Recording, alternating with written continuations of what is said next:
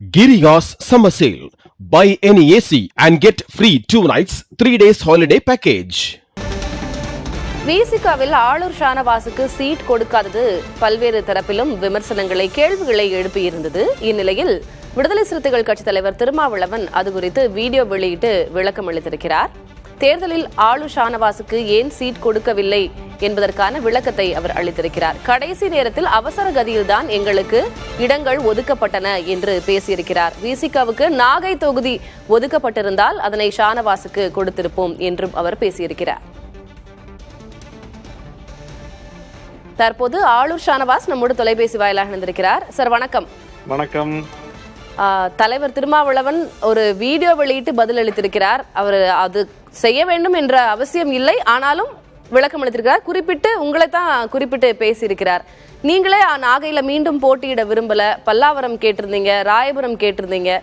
அவரை ஒதுக்கணும்ன்ற எண்ணம் இல்லை, ஆனா இந்த முறை அப்படி அமைந்து விட்டது, அது என்னோட முடிவு என்றிருக்கிறார். நீங்களும் உங்களுடைய வலைதள பதிவையும் பார்த்தோம், எப்படி புரிஞ்சுக்கிறது? தலைவர் எழுச்சி தமிழர் அவர்களும் நாகை தொகுதி மக்களும் அளித்த வாய்ப்பு கடந்த 5 ஆண்டுகளாக சட்டமன்ற உறுப்பினராக செயல்படக்கூடிய வாய்ப்பு.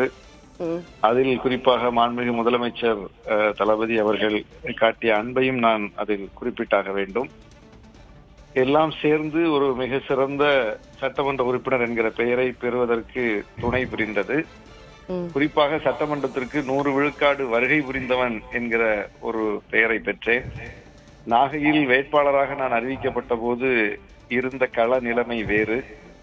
வெளியூர்காரரை வேட்பாளராக நிறுத்தி இருக்கிறார்கள், விசிகா போட்டியிடுகிறது என்றெல்லாம் எதிர்மறையாக பரப்புரை செய்யப்பட்டது. இவர்களெல்லாம் இங்கே அதிகாரத்திற்கு வந்துவிட்டால் இங்கே முறையாக நாம் இருக்க முடியுமா, வியாபாரம் செய்ய முடியுமா, பல்வேறு நெருக்கடிகளை கொடுப்பார்கள் என்றெல்லாம் ஒரு எதிர்மறை கருத்துக்கள் பரப்பப்பட்டன.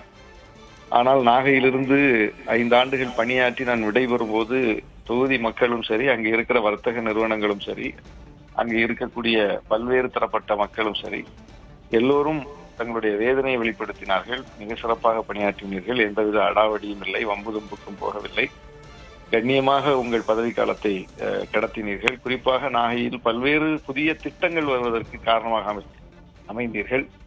கடைசி நேரத்தில் கூட போராடி அந்த ஊருக்கு ஒரு நியோ டைட்டல் பூங்கா அமைவதற்கு நான் பாடுபட்டேன்.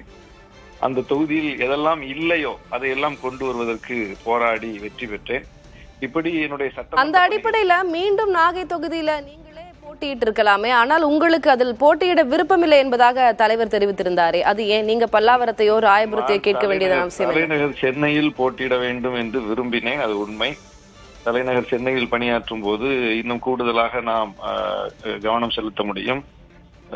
நம்முடைய ஊடக பணி உள்ளிட்ட பல்வேறு விஷயங்களுக்கும் கருத்து பரப்புரை பணிக்கும் அது வலு சேர்க்கும் என்று நான் நம்பினேன்.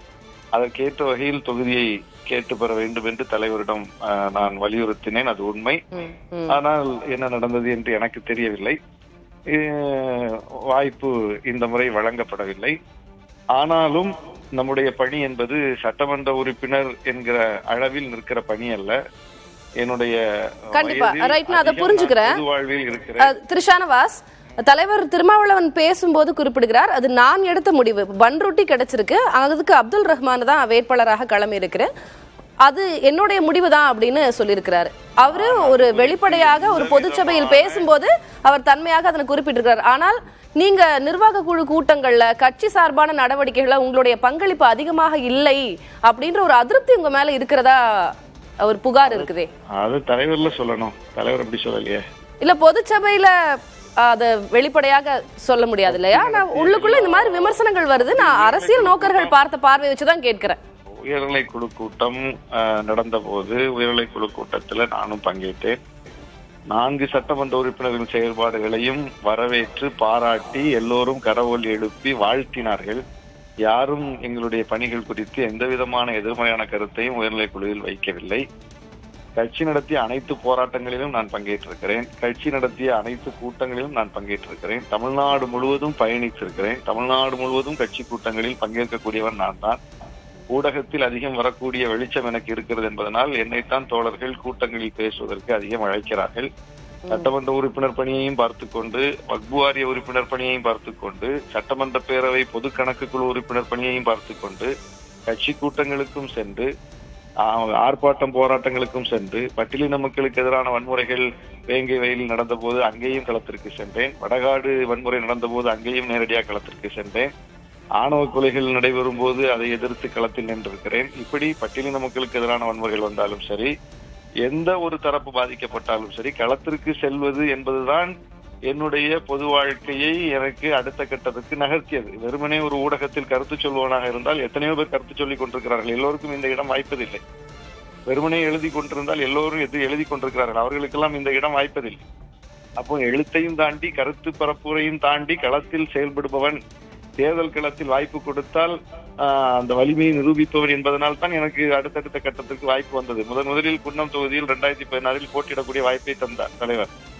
25 வேட்பாளர்களை களத்தில் இறக்கினார். அதில் மிக சொற்பமான பேர் தான் 20,000ற்கு மேல வாக்குகள் பெற்றோம். அதிமுக கூட்டணி இல்லாமல் போட்டியிடும் போது 20,000ற்கு மேல் வாக்குகளை பெற்றவர்கள் விசிகால 25 பேர்ல மிக சொற்பமான பேர். அதுல நான் ஒருத்தன். அப்போ அந்த தேர்தல் களத்துல என்னுடைய பணியை பார்த்து விட்டு தான் தலைவர் இவர் ஒரு எலக்ட்ரல் தேர்தல் மெட்டீரியல், இவர் களத்துக்கு அனுப்புனா இவர் ப்ரூவ் பண்ணுவாருங்கிற நம்பிக்கை தலைவருக்கு அதனால தான் ஏற்படுது. அதனால தான் 2021 அந்த வாய்ப்பை மீண்டும் வழங்குறாரு. அப்பவும் எனக்கு நாகப்பட்டினம் தான் ஒதுக்கப்பட்டது. அது ஏன் ஊர் இல்ல. எங்கள் கட்சி சிதம்பரம், கடலூர், இந்த வட மாவட்டங்கள் இங்கெல்லாம் வலுவாக இருக்கிற அளவுக்கு நாகப்பட்டினத்துல எங்களுக்கு பெரிய பிரசன்ஸ் கிடையாது. அப்படிப்பட்ட ஒரு இடம், ஒரு சவால் தான். அதுக்கு முன்னால எங்க கட்சி அங்க போட்டியிட்டதும் கிடையாது. நாகப்பட்டினத்துல டெல்டாலேயே எங்க கட்சி நாகப்பட்டினத்துல போட்டியிட்டது கிடையாது. அப்படிப்பட்ட ஒரு சூழல்ல அந்த நாகப்பட்டினம் கிடைக்கும் போது, அது பொது தொகுதி கிடைக்கும் போது, எதிரில் எல்லாமே பொது வேட்பாளர்களா இருப்பாங்க. எல்லாருமே பொது வேட்பாளராக இருக்கும்போது அந்த ஒரு இடத்துல விசிக வேட்பாளராக போய் நின்று பொது வேட்பாளராக நின்று அந்த வெற்றியை பெற்றுட்டு வரணும்னா அது மிகப்பெரிய தேர்தல் அரசியல்ல மிகப்பெரிய சவாலான களம். அந்த களத்தையும் சந்தித்து என் ஊர் கிடையாது, விசிகே மீதான எதிர்மறை பரப்புரை இருந்துச்சு, எல்லாத்தையும் தாண்டி அந்த களத்துல வெற்றி பெற்றுட்டு தான் வந்தோம் நம்ம. அப்போ அந்த கள செயல்பாடு தான் நமக்கான இடத்தை உறுதிப்படுத்துது மீண்டும் மீண்டும். அது மாதிரி சட்டமன்றத்துக்கு போய் சட்டமன்றத்துல 100 விழுக்காடு வருகை பதிவு பண்ணியிருக்கோம். எவ்வளவோ போக முடியாத சூழல் வரும் எல்லாருக்குமே. எல்லாரும் வேணும்னு வீட்டுல படுத்துக்கிட்டு போகாம இருக்க மாட்டாங்க. எல்லாருமே சட்டமன்றத்துக்கு போகணும் தான் விரும்புவாங்க. ஆனால் அன்னன்னைக்கு உள்ள சூழல்கள், பல்வேறு நெருக்கடிகள், நல்லது கெட்டதுக்கு போட்டிருந்திருக்கும், சட்டமன்றத்துக்கு வர முடியாம ஆயிருக்கும். அப்ப அந்த நெருக்கடிகள் எல்லாம் தாண்டி சட்டமன்றத்துக்கு நான் போயிருக்கேன், அந்த வருகையை உறுதி பண்ணியிருக்கேன். சட்டமன்றத்துல வாய்ப்பு கிடைக்கும் போதெல்லாம் மாநில சுயாட்சிக்காக, மொழி உரிமைக்காக, கட்சி தாங்கி இருக்கக்கூடிய சமூக நீதி கொள்கைக்காக மிக வலிமையாக பேசியிருக்கிறேன். அதுக்கு எல்லாருமே சாட்சி. அப்போ என்னுடைய பணிகள்ல எந்த தொய்வும் எந்த குறைபாடும் கிடையாது. கட்சியை ஒரு பொது வெளியில கொண்டு போய் சேர்க்கக்கூடிய முகமாகத்தான் நான் பயணப்பட்டுக்கிட்டு இருக்கிறேன். எனவே அந்த பணிகள்ல எந்த கேள்வியும் யாரும் ஒரு குறை மதிப்பீட்டோடு அணுக முடியாது, அதற்கு வாய்ப்பில்லை. நன்றி திரு ஷானவாஸ். இணைப்பில் உங்களுடைய கருத்துக்களை பகிர்ந்து கொண்டமைக்கு. தலைவர் திருமாவளவன் அவருடைய சொல்லுக்கு கட்டுப்படுகிறோம் அப்படின்றத நீங்க ஏற்கனவே பதிவு செய்திருந்தீர்கள் உங்களுடைய சமூக வலைதள பக்கம் வாயிலாகவும். எங்களுடைய இணைப்பிலும் இது குறித்து விளக்கம் அளித்திருக்கிறீர்கள். நன்றி திரு Shanavas. Giriya's Summer Sale. Buy any AC and get free 2 nights, 3 days holiday package.